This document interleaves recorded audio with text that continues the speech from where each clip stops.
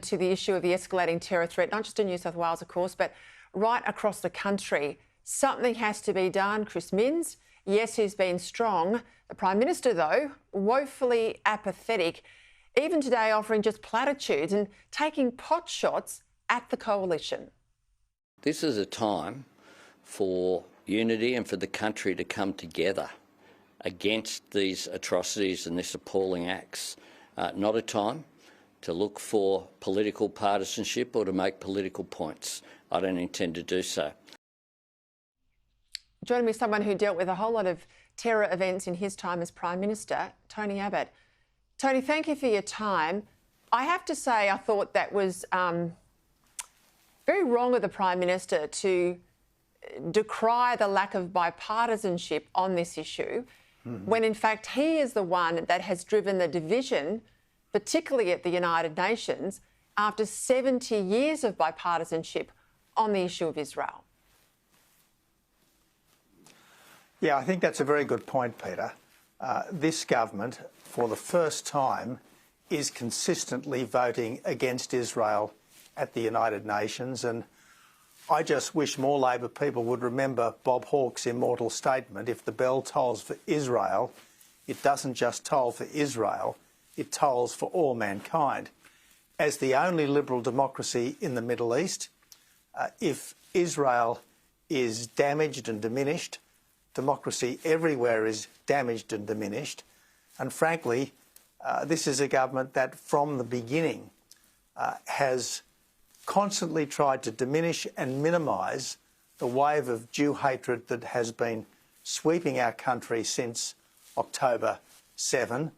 The PM and his ministers have tended to see a campaign of vicious race hate against one section of the community as mere political protest, and they've seen fire bombings, of which we've had several now, almost like vandalism, as opposed to the domestic terrorism, which is what it clearly is. Just on that point, let me pick up the comments made by the Treasurer this morning on breakfast television, because he said, you know, speaking of the caravan and the explosive, this shows that the concerns of Jews aren't always unfounded. Now, he says it's a gaffe. He says the words are clumsy.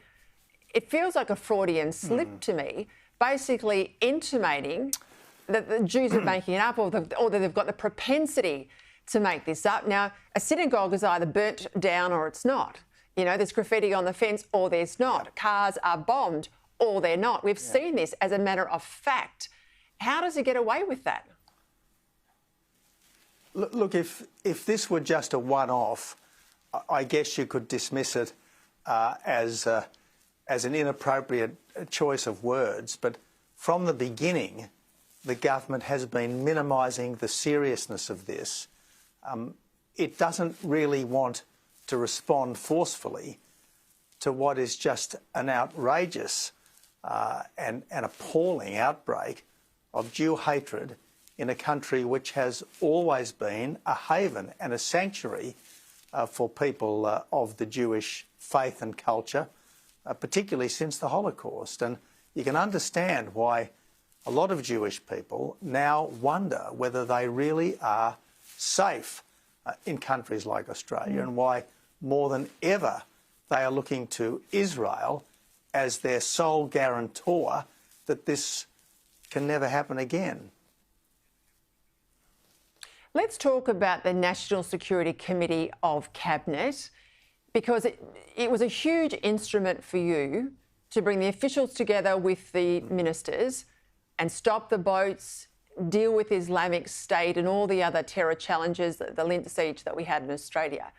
What concerns me when I look at the Prime Minister and I look at whether or not he's using the apparatus that's there, he didn't have the AFP on there, he kicked them off. He didn't have ASIO, our intelligence spy agency, domestic one, didn't have them there, kicked them off.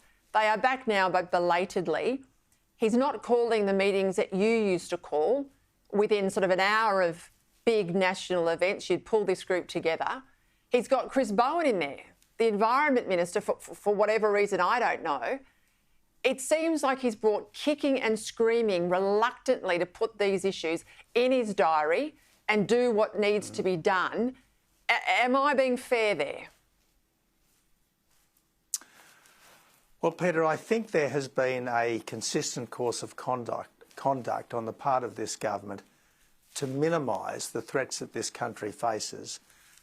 The Prime Minister has refused to call out the Beijing government for its acts of aggression against Australia, including the wounding of Australian sailors in a sonar attack on an Australian warship, attempts to intimidate Australian military aircraft flying in international airspace over the South China Sea.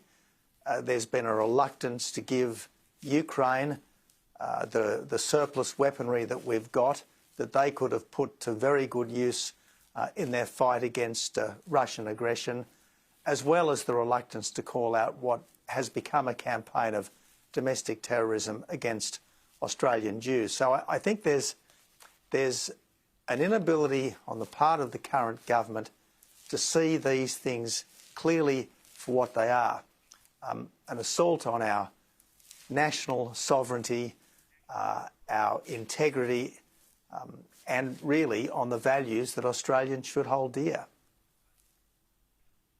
Just on another topic I was discussing with my panel a moment ago, you were one of 100 public figures and medical experts who have signed a national letter to the Prime Minister, to the opposition leader, asking for a national inquiry into gender-affirming care for children.